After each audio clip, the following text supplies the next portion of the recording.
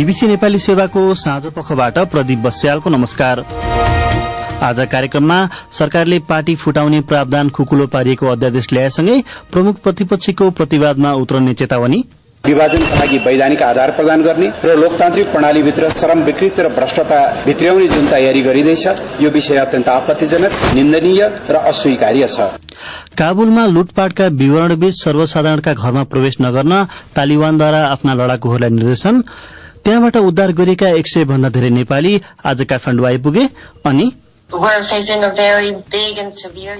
हामीले निकै ठूलो र गम्भीर मानवीय संकट भोगिरहेका छौं, किनभने आवश्यकताको तह निकै बढ़ी छ। तालिबान शक्तिमा फर्किएपछि अफगानिस्तानको पछिल्लो अवस्थाबारे काबुल स्थित एक राष्ट्रसंघीय अधिकारीसँग कुराकानी।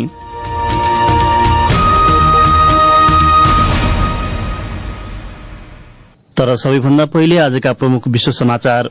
गनी अन्सारीबाट समाचार सुन्नुहोस्। उत्तर एटलान्टिक सन्धि संगठन नेटोका महासचिव एन्स स्टोल्टनबर्गले अफगान राजनीतिज्ञहरूको विफलताका कारण अहिलेको अवस्था देखा परेको आरोप लगाएका छन्। उनले भनेका छन् नेटोका साझेदारहरूले सैनिक फिर्तीका योजनालाई समर्थन गर्दा तालिबान फर्कने जोखिमबारे अफगान नेताहरू अवगत थिए, तर अहिले आएर सरकारले चाँडै नियन्त्रण गुमाउँदा उनीहरू आश्चर्यमा परेको महासचिव स्टोल्टनबर्गको टिप्पणी छ। नेटोका कर्मचारी तथा उनीहरूका अफगान सहकर्मीको उद्धारका लागि काबुल स्थित विमानस्थलमा आफ्ना करिब 800 कर्मचारी रहेको उनले बताए। तालिबानले आफ्ना लडाकुहरूलाई मानिसहरूको घरमा प्रवेश नगर्न र काबुलमा दूतावासका सवारी साधनलाई अवरोध नपुर्याउन निर्देशन दिएको छ। कब्जापछि समूहले अहिले आफ्नो पहिलो पत्रकार सम्मेलन गरिरहेको छ। यसैबीच परम्परागत इस्लामिक पोसाकमा देखिएका अफगान महिलाहरूको एउटा सानो समूहले जागिर गर्न पाउने अधिकार फिर्ता पाउनुपर्ने माग गर्दै प्रदर्शन गर्दा लडाकुहरूले हेरिरहेका थिए। सरकारी कर्मचारीलाई काममा फर्कन तालिबानले आग्रह गरेको छ। तर अफगानिस्तानको वर्तमान अवस्थाबारे एक स्थानीय प्राध्यापक भन्छन्, अफगानिस्तानमा अहिले कुनै सरकार नै छैन, विधिको शासन नै छैन, अत तालिबानको नियन्त्रणमा जसले जे पनि गर्न सक्छ। एक स्थानीय प्राध्यापक। हेइटीमा गत शनिबार गएको विनाशकारी भूकम्पपछि उद्धार कार्यमा संलग्न एक अधिकारीले आँधीका कारण अभियान प्रभावित भएको बताएका छन्। दक्षिण पश्चिमी हेइटीको अवस्था दयनीय रहेको पीटर फिनलेले बताए। कम्तीमा 25वटा ग्रामीण स्वास्थ्य केन्द्र ध्वस्त भएको र भूकम्प तथा आँधीबाट प्रभावित कतिपय दुर्गम भेगमा उद्धार कर्मीहरू अझै पुग्न सकेका छैनन्। पहिरोका कारण सड़कहरू अवरूद्ध भएका छन्। भूकम्पबाट 1400 भन्दा बढ़ीको ज्यान गएको छ। तपाई बीबीसी नेपाली सेवाको साँझपख सुनिरहनु भएको छ। पछिल्लो 6 महिना यता पहिलो पटक समुदाय स्तरमा कोविड संक्रमण देखिएपछि न्यूजील्याण्डले आज मध्यरातबाट देशव्यापी लकडाउन गर्दैछ। संक्रमण पुष्टि भएको देशकै सबैभन्दा ठूलो शहर अकल्याण्डमा 7 दिन लकडाउन हुनेछ भने बाँकी भेगमा 3 दिन हुनेछ। संवाददाता साइमा खलिल भन्छन्, एक वर्षभन्दा बढ़ी समयभित्र न्यूजील्याण्ड कड़ा लकडाउनमा गएको यो पहिलो पटक हो। अकल्याण्डमा संक्रमण देखिएको छ, जुन शहर चौथो तहको लकडाउनमा हुनेछ। संवाददाता साइमा खलिल। प्रधानमन्त्री जस्टिन्डा आर्नरले लकडाउनको अवधिमा मानिसहरूलाई आर्थिक सहायता उपलब्ध गराइने बताएकी छन्। 50 लाख जनसंख्या रहेको न्यूजील्याण्डमा कोविडबाट मात्र 26 जनाको ज्यान गएको छ। तर कोविड नियन्त्रणमा सफलता हासिल गरेको भन्दै प्रशंसा पाएको न्यूजील्याण्डमा अहिलेसम्म 20% जनसंख्याले मात्र पूर्ण मात्रामा खोप पाएको छ। स्पेनबाट प्राप्त खबरहरूका अनुसार खिनेरी द्वीपसम्म पुग्ने प्रयासमा भोक र तिर्खाका कारण करिब 40 जना प्रवासीको ज्यान गएको छ। मौरिटानियाका तट रक्षकहरूले 7 जनाको उद्धार गरेका छन्। बाँच्न सफल प्रवासीहरूले बताए अनुसार मोरक्कोको टान्टान नजिकबाट गत अगस्तमा 200 किलोमिटर यात्राको शुरूआत उनीहरूले गरेका थिए। त्यसको केही समयपछि डुंगाको मसिन बिग्रेको थियो र उनीहरू डुबेपछि शवहरू बगेर मौरिटानियाको तटमा पुगे। पीड़ितहरूमध्ये अधिकांश सेनेगल र मालीका थिए। दुर्घटनामा बाँच्न सफल प्रवासीहरूलाई मौरिटानियामै राखिएको छ। र निजरका अधिकारीहरूले पश्चिमी तिलाबेरी क्षेत्रमा संदिग्ध इस्लामवादीहरूको आक्रमणमा 37 जना मारिएको बताएका छन्। डारेडे गाउँमा सोमबार दिउँसो मोटरसाइकलमा आएका सशस्त्र मानिसहरूले खेतमा काम गरिरहेका बेला स्थानीय बासिन्दामाथि आक्रमण गरेका थिए। मृतकमध्ये 13 जना बालबालिका छन्। सोही गाउँमा गत मार्चमा करिब 70 जना मारिएका थिए। छिमेकी मालीबाट जिहादी लडाकुहरू नियमित जसो तिलाबेरी क्षेत्र भएर जाने गर्छन्। यो वर्ष निजरमा 100 मानिस मारिएका छन् भने हजारौं विस्थापित भएका छन्। यो बीबीसी नेपाली सेवा हो।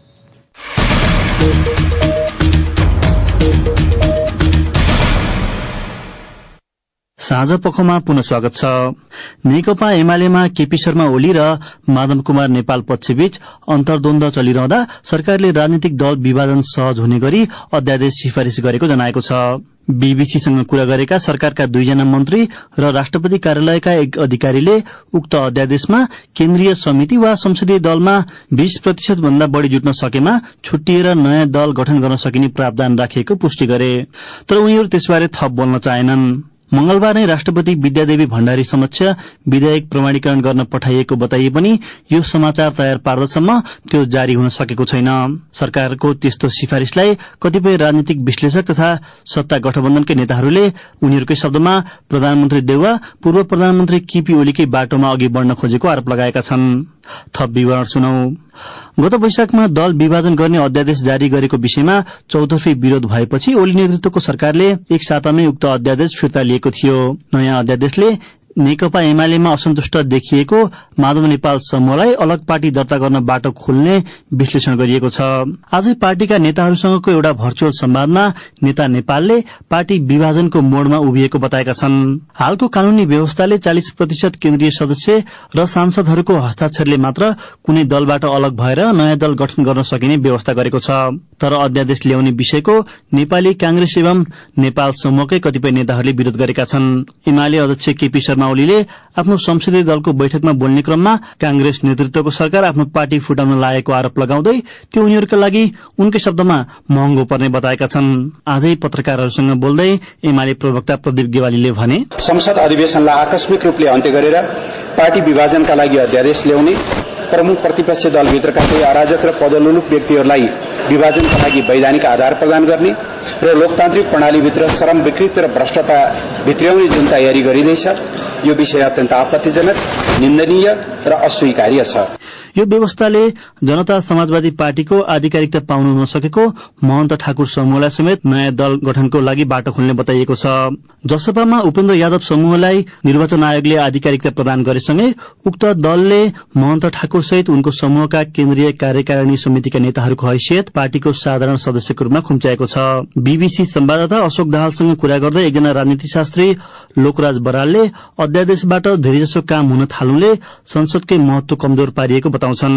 नेपालमा यस व्यवस्थाको बारम्बार दुरूपयोग गरिएको बताउँदै उनले भने, संसदीय व्यवस्था छ तर असंसदीयहरू काम भएको छ विकृतिको रूपमा। अब शेरबहादुरले पनि ओलीकै बाटो, ओलीले सबै अध्यादेश कति ल्याउनु भयो कति ल्याउनु भयो, उहाँले अब शेरबहादुरले 1.5 वर्षमा कति ल्याउनु चाहिँ हेर्छ। यसैबीच आजै एमाले अध्यक्ष केपी ओलीले माधव कुमार नेपाल सहित 14 सांसदहरूलाई पार्टी व्हिप उल्लंघन गरेको भन्दै सांसद पदबाट हटाउन संघीय संसद सचिवालय र निर्वाचन आयोगमा पत्राचार गरेका छन्। संघीय संसदका महासचिव भरतराज गौतमलाई सम्बोधन गर्दै लेखेको पत्रमा पदबाट हटाउन भनेका सांसदहरूले दलको व्हिप अनुसार सरकारलाई विश्वासको मत नदिएको जिकिर गर्दै कार्यवाही गरिएको उल्लेख गरिएको संसद सचिवालयका एक अधिकारीले बीबीसीलाई बताए। अब पालो श्रोता पत्रको प्रस्तुत गर्दैछन् साथीहरू रमा पराजुली र स्वेच्छा राउत। सर्वोच्च अदालतले दोस्रो पटक पुनस्थापित गरिदिएको संसदको अधिवेशन 1 महिना चलेर सोमबार राति 12 बजेबाट अन्त्य गरिएको छ। तपाईलाई पुनस्थापित संसदको काम कार्यवाही कस्तो लाग्यो भनेर आज हामीले फेसबुक र ट्विटरमा सोधेका थियौं।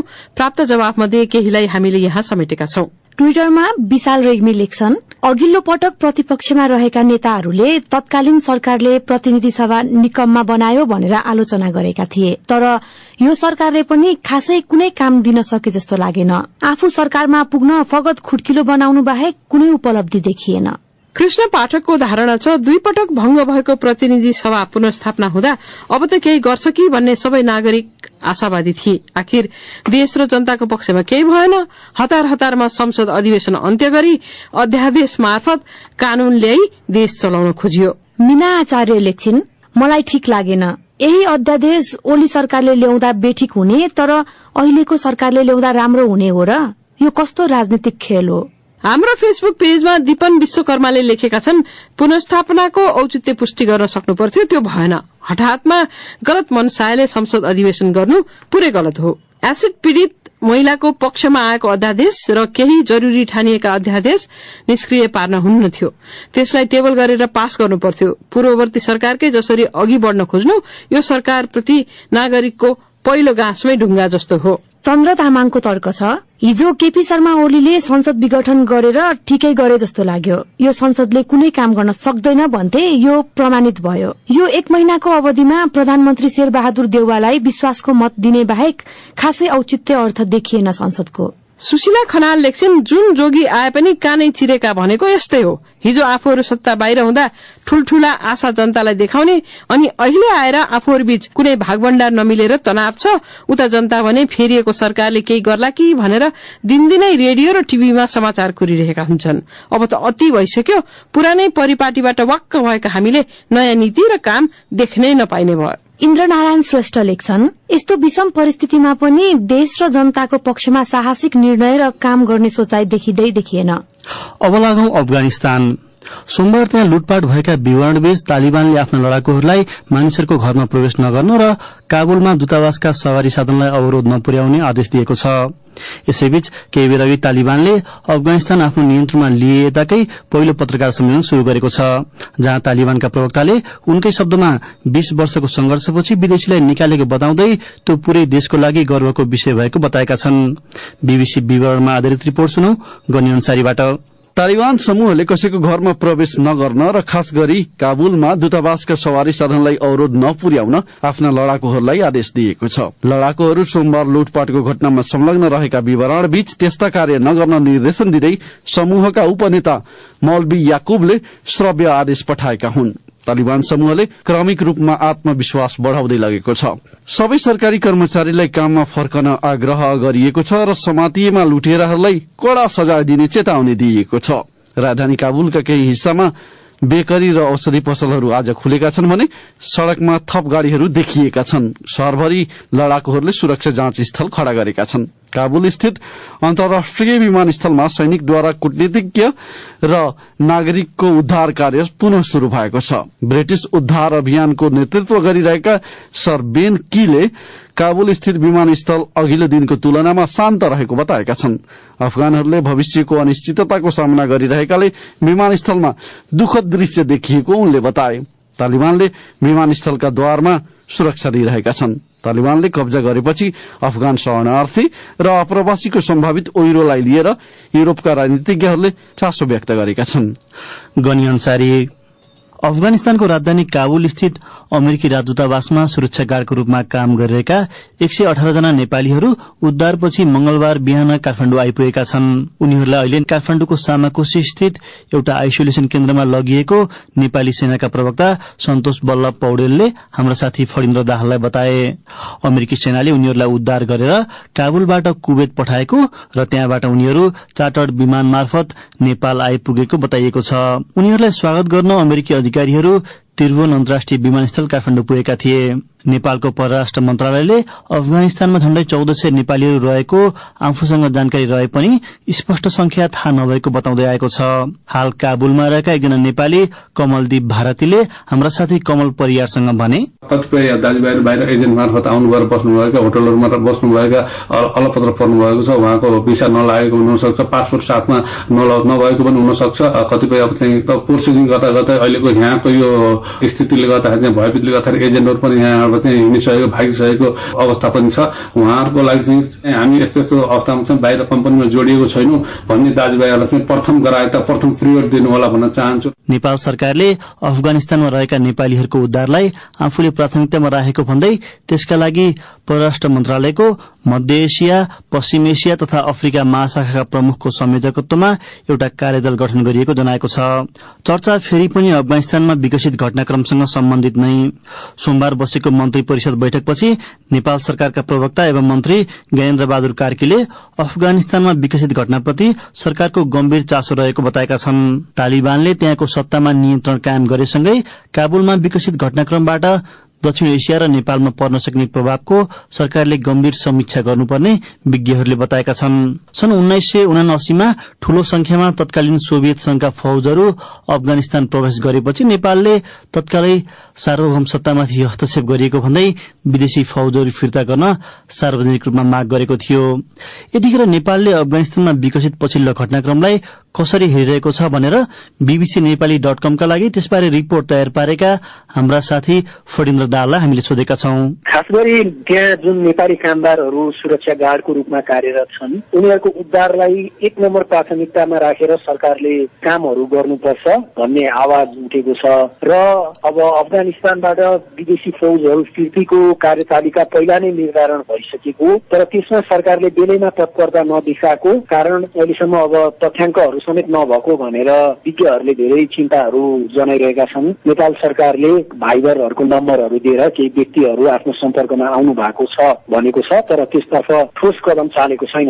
नेपाल सार्कको अध्यक्ष भएको नाताले के कस्तो कदम चाल्नुपर्ने भन्ने सुझाव छ विज्ञहरूको? खास गरी जुन घटनाक्रम अफगानिस्तानमा विकसित हुन्छ त्यसको बाछिटा चाहिँ सार्क क्षेत्र मात्र नभई समग्र विश्वमै पर्छ भन्ने खालकै टीका टिप्पणी छ र अफगानिस्तानमा अमेरिकाको ठूलो लगानी थियो, भारतको एकदमै धेरै लगानी छ। भारतले सबैभन्दा धेरै आर्थिक सहायता दिने देश नै अफगानिस्तान हो। अफगानिस्तान भूपरिवेष्टित राष्ट्र हो, पाकिस्तानको प्रभाव निकै छ, पाकिस्तानमा चीनको लगानी एकदमै धेरै छ र अहिले जुन घटनाक्रमहरू विकसित भइरहेका छन् यसमा पनि केही समय पहिले चीनका विदेश मन्त्रीले तालिबानका नेतालाई भेटेका थिए, अमेरिकी विदेश मन्त्री र चिनिया विदेश मन्त्रीको पनि कुराकानी भइरहेको भनेर विवरणहरू आइरहेका छन् र विज्ञहरूले अहिले नेपालले पर्ख र हेर गर्नुपर्छ भनिरहेका छन् किनभने अब त्यहाँको सरकार जुन बन्छ त्यसलाई वैधानिकता दिने विषयहरू उठ्छ, त्यसमा अब कुन शक्ति राष्ट्रहरूले कस्तो खालको निर्णयहरू गर्छन् त्यो हेरेर नेपालले पनि अब आफ्नो तर्फबाट धारणा राख्नको लागि अहिलेबाटै गृह कार्यहरू गर्नुपर्छ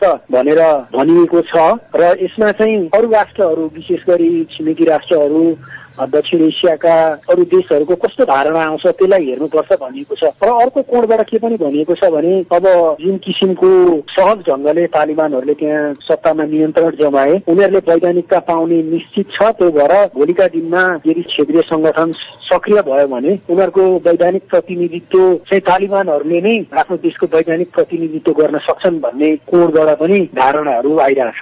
अब अन्त्यमा सुरक्षा चिन्ताहरूबारे के कस्तो कुराहरू आएका छन्? पहिला सन् 1990 को दशकको अन्त्यतिर नेपालबाट एउटा इन्डियन एयरलाइन्सको विमान अपहरण भएर कान्दाहारसम्म पुगेको थियो जुन अफगानिस्तानमा पर्छ र यदि चाहिँ तालिबानहरूले देशभित्र शान्तिपूर्ण रूपान्तरणको साटो अझ पनि उग्र खालको आफ्नो मुद्दाहरूलाई अन्यत्र विस्तार गर्ने खालको रणनीति लियो भने त्यसले यो क्षेत्रको अरू देशहरूमा पनि प्रभाव पर्न सक्छ, जस्तो भारतमा प्रभाव पर्न सक्छ, कश्मीरको विषयमा त्यहाँ अलिकति असहज स्थिति आउन सक्छ भनिएको छ। त्यही भएर नेपालले अलिकति चनाखो हुनुपर्छ त्यहाँको घटनाक्रमहरू बुझ्नलाई भनेर विज्ञहरूले भनिरहेछन्। गनीजी फणिन्द्र दाहालसँग कुराकानी गर्दै थिए गनी अन्सारी। 2 दशकपछि अफगानिस्तानमा तालिबान समूह पुनः शक्तिमा आएसँगै त्यहाँ उत्पन्न संकटलाई लिएर विश्वभरिबाट चिन्ता एवं चासोहरू व्यक्त भइरहेको छ। पछिल्लो संघर्षका कारण मानिसहरू विस्थापित हुँदा चुनौती थपिएको सहायता निकायहरूले बताएका छन्। तिनीहरूका अनुसार राजधानी काबुलमै ठूलो संख्यामा विस्थापितहरू आइपुगेका छन्। यसै सन्दर्भमा हाम्रा साथी गनी अन्सारीले काबुल स्थित विश्व खाद्य कार्यक्रम अफगानिस्तानकी उपप्रमुख सार्वे लीसँग गरेको कुराकानी सुनौ। अफगानिस्तानको अहिलेको अवस्था के छ? अहिलेको अवस्था एकदमै तरल छ, एकदमै अनिश्चितताको अवस्था छ र यो कुरा काबुलको हकमा मात्रै होइन तर यो अवस्थामा पनि देशको अधिकांश क्षेत्रमा हाम्रो पहुँच छ र पहुँच कायम गर्न सकिरहेका छौं। देशभरि हाम्रा कार्यक्रम सञ्चालन गर्न सकिरहेका छौं। विभिन्न स्थानमा हामी खाद्यान्न लगायतका सहयोग पुर्याउन सकिरहेका छौं। के सहायता चाहिने नागरिकहरूसम्म पुग्न विश्व खाद्य कार्यक्रमले अवरोधहरूको पनि सामना गर्न परेको छ?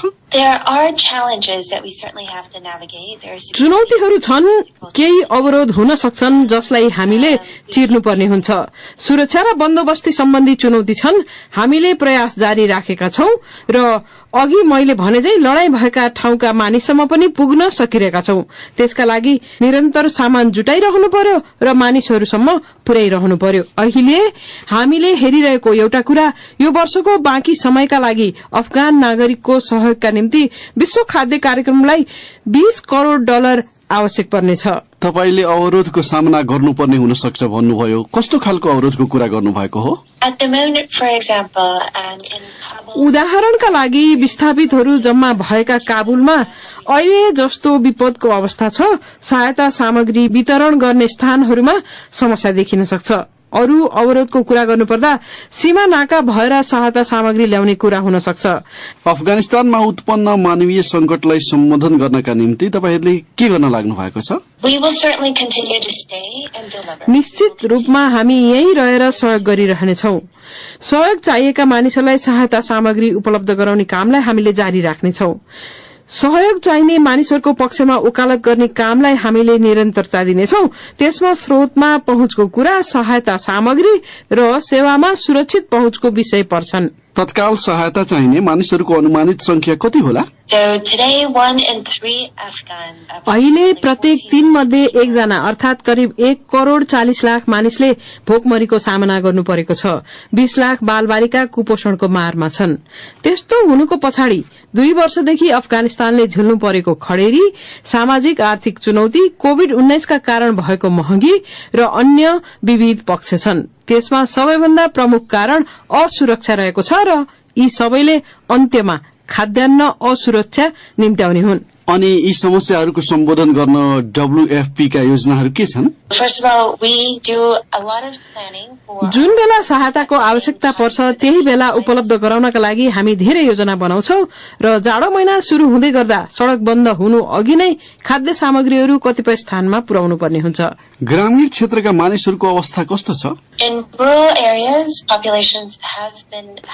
ग्रामीण क्षेत्रका मानिसहरूमा खडेरीको व्यापक प्रभाव परेको छ। मानिसहरूले आफ्नो जीविका चलाउन पाइरहेका छैनन्। शहरी क्षेत्रका मानिसहरू असुरक्षित महसुस गरेकाले उनीहरूले आफ्नो जीविकोपार्जन गर्न सकिरहेका छैनन्। हामी जस्तै धेरै बजार महँगीबाट पनि प्रभावित भएका छन्, जुन कोविडले अर्थतन्त्रमा पारेको प्रभाव मध्ये हो। तालिबानले सत्ता आफ्नो हातमा लिएसँगै विस्थापित भएकाहरूको अवस्था कस्तो छ र उनीहरूको खानपानको प्रबन्ध कसरी मिलाइएको छ?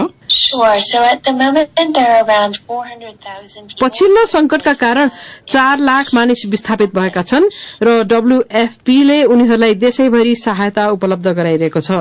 उदाहरणका लागि काबुलमा पछिल्लो हप्ता 10 दिनमा थुप्रै मानिस आइपुगेका छन् र WFP ले उनीहरूको सहायता गरिरहेको छ।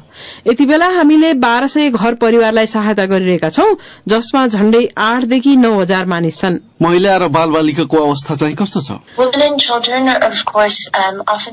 महिला र बालबालिका धेरैजसो अवस्थामा बढ़ी जोखिममा हुन्छन्। उनीहरूमा व्यापक प्रभाव परेको छ र हामीले उनीहरूको आत्मसम्मान र सुरक्षामा प्रभाव नपर्ने गरी सहयोग गर्ने प्रयत्न गरिरहेका छौं। तपाईहरूले तालिबानसँग कुराकानी गर्नु भएको छ वा उनीहरू सम्पर्कमा आएका छन्? हामीले सबै सरकारवालासँग छलफल गरेका छौं। अफगानिस्तानको पछिल्लो अवस्था र तपाईहरूले गरिरहनु भएको कामबारे तालिबान नेता के भन्छन्? हाम्रो कामको सम्मान छ र मानवीय सहयोग जारी रहोस् भन्ने कुरामा चासो छ। यो देशमा यसको निकै धेरै खाँचो छ र मुख्य कुरा मानिसहरूको आवश्यकता के हो भन्ने कुराको हामीले पहिचान गर्नुपर्ने हुन्छ। अफगानिस्तानमै रहने उनीहरू नै हुन् र हामीले त्यसलाई सम्मान गर्नुपर्छ। तालिबानले विश्व खाद्य कार्यक्रमले गरिरहेका कार्यमा बाधा नपुर्याउने कुराको प्रत्याभूति दिलाएको छ। मानवीय मूल्य मान्यताको पालना होस् भन्नका लागि र हाम्रो काम पनि उक्त मूल्य मान्यताका आधारमा कायम रहोस् भनेर हामीले छलफल गरेका छौं। ती मान्यता तटस्थता, निष्पक्षता, मानवीयता र काममा स्वतन्त्रता हुन्। उद्धार कार्यमा तपाईहरूको भूमिका कस्तो रहनेछ? उनीहरूले केही स्थानहरू हेरिरहेका छन्। संयुक्त राष्ट्र संघले आफ्ना कर्मचारीलाई अर्कै स्थानमा राख्न भनेको छ र त्यसमा WFP ले सहजीकरण गरेको छ। तर यी तत्कालीन अवस्था हुन्। मानिसहरू सुरक्षित भएपछि पुनः आफ्नै स्थानमा जाउन् भन्ने हाम्रो अपेक्षा छ। उद्धार कार्यका विषयमा राष्ट्रसंघका अन्य विभिन्न स्तरमा छलफल भइरहेको छ। अफगानिस्तानमा कैयौं नेपाली पनि फँसेका छन्, खास गरी काबुलमा। उनीहरूको उद्धार गर्ने तपाईहरूको कुनै योजना छ? उद्धार भन्नाले तपाईले के भन्न खोज्नु भएको हो मैले बुझिन। हामीसँग नेपाली कर्मचारी छन् भने उनीहरूलाई अन्य कर्मचारी जस्तै व्यवहार गरिनेछ। नेपाली कर्मचारी प्रति हाम्रो समान दायित्व र जिम्मेवारी छ। उनीहरूले संयुक्त राष्ट्र संघ वा हाम्रो कार्यक्रममा काम गरिरहेका छैनन् भने मैले तपाईले उद्धार भन्नाले के भन्न खोज्नु भएको हो बुझिन। अब अन्त्यमा अफगानिस्तानले कस्तो किसिमको मानवीय संकट भोगिरहेको छ? We're facing a very big and severe humanitarian. हामीले निकै ठूलो र गम्भीर मानवीय संकट भोगिरहेका छौं किनभने आवश्यकताको तह निकै बढ़ी छ। पछिल्लो महिनामा देशैभरि देखिएको तनाव मात्रै नभएर खडेरी, जुलाई महिनाको अन्तिमतिर देखिएको आकस्मिक बाढ़ी जसमा हामीले हप्ता दिनमै सहायता पुर्याउन सफल भएका छौं। उसो भए अफगानहरूलाई सहयोग गर्नका लागि अन्तर्राष्ट्रिय स्तरमा सहायताका लागि अपील गर्ने कुनै योजना छ तपाईहरूको? For sure, we have an incredible need for. पक्कै पनि हामीलाई थप स्रोतको आवश्यकता छ।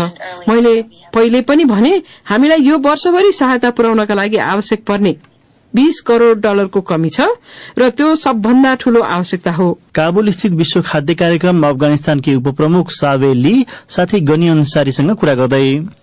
अब सुनौ सकारात्मक प्रयासहरूको चर्चा गरिने साप्ताहिक श्रृंखला विकल्पको बाटो।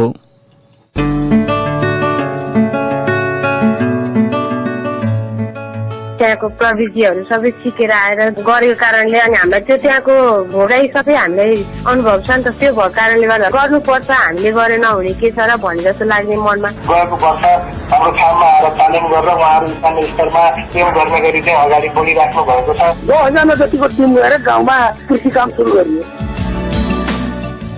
लाखौं लाख नेपालीहरू आप्रवासी कामदारका रूपमा संसारका विभिन्न कुनामा काम गरिरहेका छन्। तिनै मध्ये कैयौंले विदेशमा सिकेको सिप र दक्षता अनि प्रविधि नेपाल भित्राएका छन्। विदेशमा झै नेपालमा कमाएका छन्।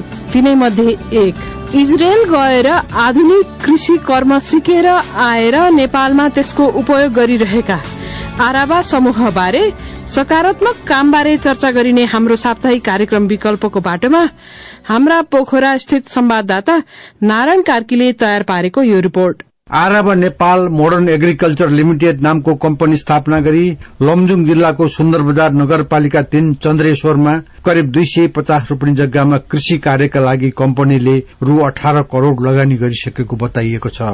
प्रतिकूल अवस्थाको सामना गर्दै उच्च कृषि प्रविधिको माध्यमबाट कृषि उत्पादन गर्दै आएको इजरायलको आराबा भन्ने स्थानमा कृषि कर्ममा जोडी स्वदेश फर्केर काम शुरू गरेको बताउँछन् आराबा नेपालका अध्यक्ष कृष्ण प्रसाद बजगाई। त्यहाँको प्रेरणा, त्यहाँको हौसला र त्यहाँ चाहिँ अध्ययन गर्ने क्रममा चाहिँ हरेक सेकेन्ड चाहिँ हामीलाई नेपालको सम्भावना, नेपालमा चाहिँ यति धेरै अनुकूल वातावरण हुँदा पनि किन सकेनौं भन्ने हिसाबले पिरोलिराख्यो। तरकारी, फलफूल उत्पादन, पशुपक्षी पालन एवं डेरी उद्योग सञ्चालन गरेको कम्पनीले सिप र प्रविधि हस्तान्तरणमा पनि ध्यान दिएको बताउँछन् अध्यक्ष बजगाई। कार्यक्रम पनि अगाडि ल्याइराखेका छौं र त्यो कार्यक्रमबाट अहिले 150 जना युथहरूले चाहिँ हाम्रो गएको वर्ष हाम्रो ठाउँमा आएर तालिम गरेर उहाँहरू स्थानीय स्तरमा टिम गर्ने गरी चाहिँ अगाडि बढिराख्नु भएको छ।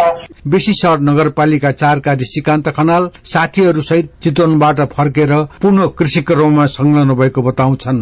आरावा मोडलबाटै काम गर्ने हिसाबले 100-150 रोपनी जग्गा हामी पनि कम्पनी मोडल अन्तर्गत अगाडि बढ्नलाई कम्पनी ऐन अन्तर्गत दर्ता भएर आइसक्यौं। अहिले डेरी उद्योग व्यवस्थापनको जिम्मा लिएकी संस्थाका शेयर सदस्य तारा गौतम समूहमा मिलेर काम गर्दाको अनुभव सुनाउँदै भन्छन्। सबैजना त्यही फिल्डमा काम गरेर आएर त्यहाँको त्यो काम गर्ने त्यहाँको प्रविधिहरू सबै सिकेर आएर गरेको कारणले अनि हामीलाई त्यो त्यहाँको भोगाई सबै हामीलाई अनुभव छ नि त। कृषि क्षेत्रमा इजरायलले प्रयोग गरेको उच्च प्रविधि अपनाउन नसके पनि कतिपय प्रविधिको अनुसरण गर्न सकिने अनुभव अध्यक्ष बजगाईले सँगालेका छन्। अब उनीहरूले विस्तार गरेको छुपा सिंचाई प्रणाली एकदमै इफेक्टिभ छ। त्यसपछि गएर मल्चिङ जुन बिरुवालाई दिएको खाद्य तत्व अन्य झारहरूले खाइदिरहेको छ त्यो कुरा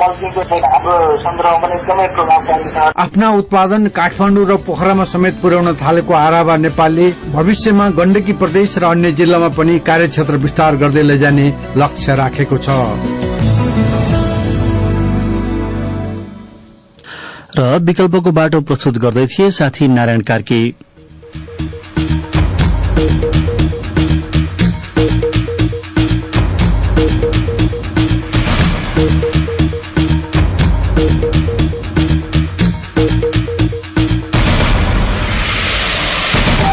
हवस् त यसका साथै बीबीसी नेपाली सेवाको साँझ पख यही सकिन्छ। हामीलाई भोलि बिहान 7:15 बजेसम्मका लागि बिदा दिनुहोस्। नमस्कार।